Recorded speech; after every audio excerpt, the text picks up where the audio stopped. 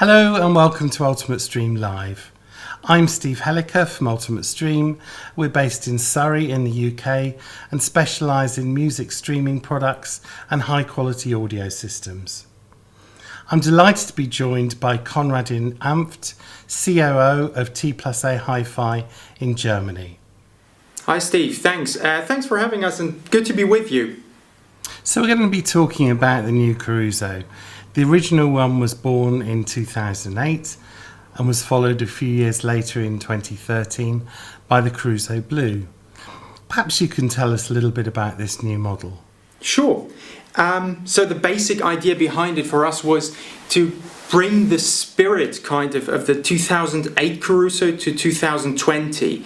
And that was a very strong guiding principle for us, that we said we want a all-in-one device that features the latest technology and a new user experience. And for us, it was all about bringing those two together, that we give our customers a bevy of sources, that we allow them to use it with their handheld, that we introduce features like AirPlay, Spotify Connect, but at the same time also having a device that can work on its own and by itself. And that is the basic idea of the 2020 Caruso. So did you start with a completely blank sheet of paper, or was the design a natural progression from the previous model? A bit of both, to be honest. We started with a blank slate when it came to the specificities of sources, of the user experience, because technology changed so much even over the past 5 years that we couldn't simply progress due to the widespread use of, for example, touchscreen user interfaces now. And so when it came to that part of the device, we really wanted to start completely from scratch, do something that was new. But on the other hand, we wanted to progress in terms of design from actually the first Caruso, which the Caruso R, which we might touch on later as well, very much pays homage to. And to sum it up, we did both. So in terms of design and being an all-in-one device, it's very much a progression from what we have done before. But in terms of the usability and sources, it's something that is completely new and where we started with a blank slate. I mean, the new Caruso does have a lot of facilities. If you like listening to the radio, you've got FM, you've got DAB+, you've got internet radio, you've got CD replay, you've got all of the streaming services, Qobuz, Tidal, Deezer, Amazon Music. So there's a lot of facilities there. So what I'd like to know, if there's a launch of a new streaming company, for example, would it be possible for you to implement that into the system software through a firmware update? So that's a fascinating discussion that we had as well when we came up with the Caruso. And we always look at first at what's best for our customers. And we have very high demands for streaming services to include them. So it is about sound quality and usability and availability.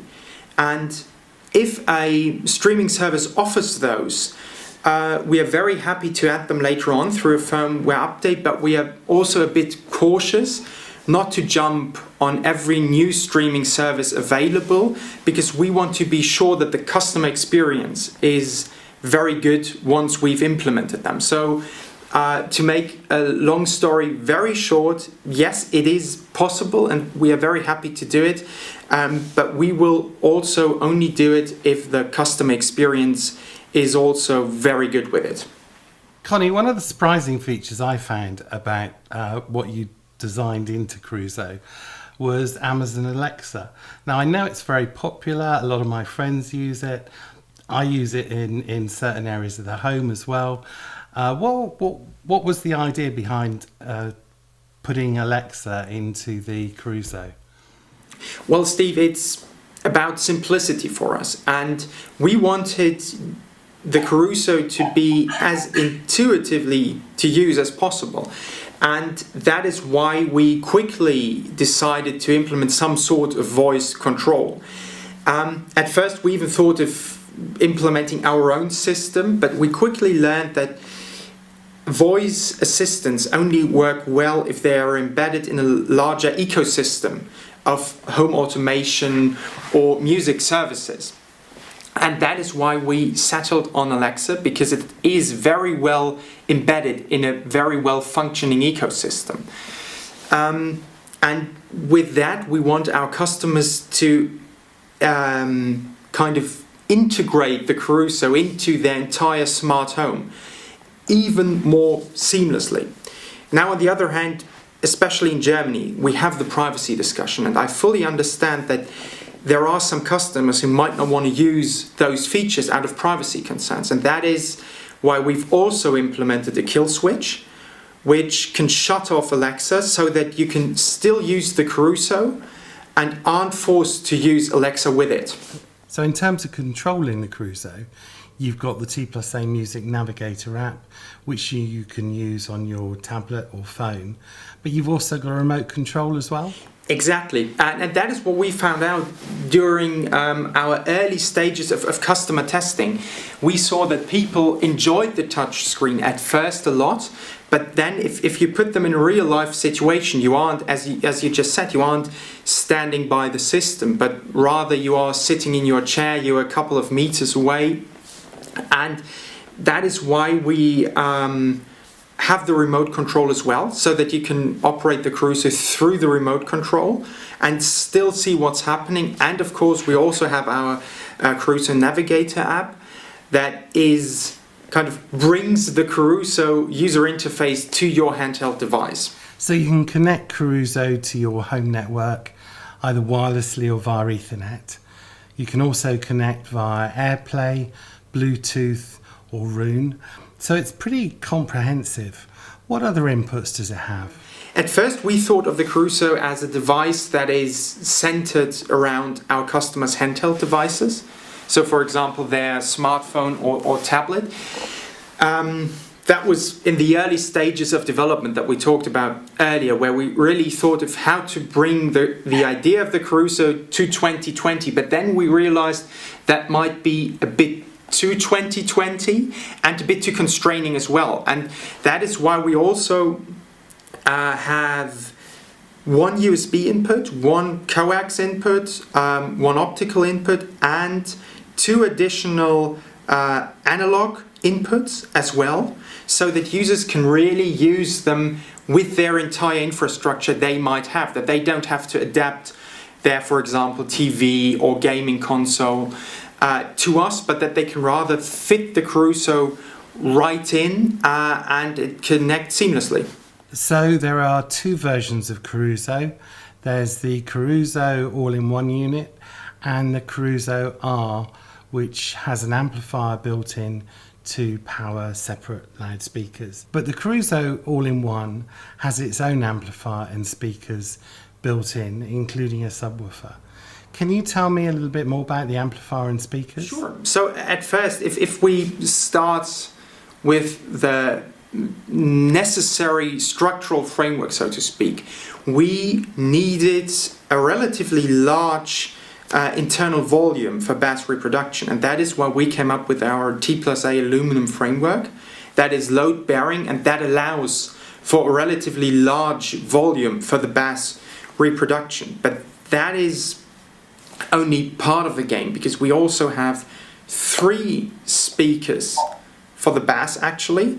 One is integrated into the base plate of the system, and we have two passive radiators on the sides, and all three of those lead to the bass performance. Now, there is more than bass, and that is why we've also included a completely new system for the mid-range and treble units. So we have two dome tweeters and two mid-range treble units, and they are set at a very slight angle for the sound image. And what's important to us, they also are very linear in reproducing the entire vocal and treble range as well, from around about 200 hertz to 30 kilohertz.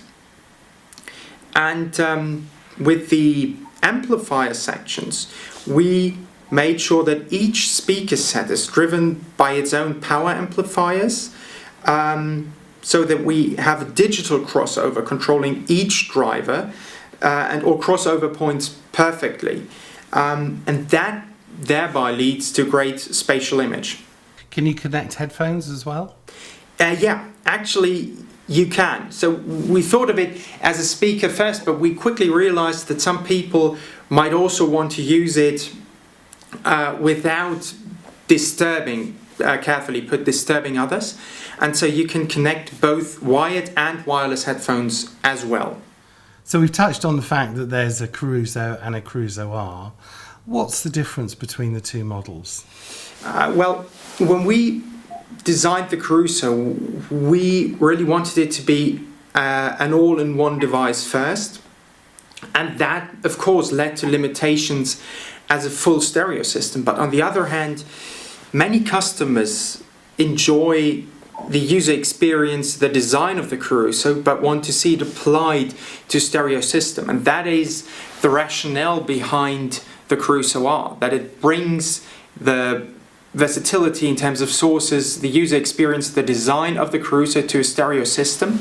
And the main changes were made in terms of the amplification and the DSP, so that the Caruso R can drive larger speakers because it doesn't have any speakers built in, such as, for example, our Caruso R10 and S10 speakers, which were specifically designed for the Caruso R. They go with other devices as well, of course, but we really designed them in a way that they can play of the strength of the Caruso R, so to speak. And they've got the same finish, which is sort of a beautiful brushed aluminium top with a sort of black surround to the speakers. Exactly. Yeah, they are designed to fit in perfectly together, so that you can really see they are one line, and they were designed to be one system.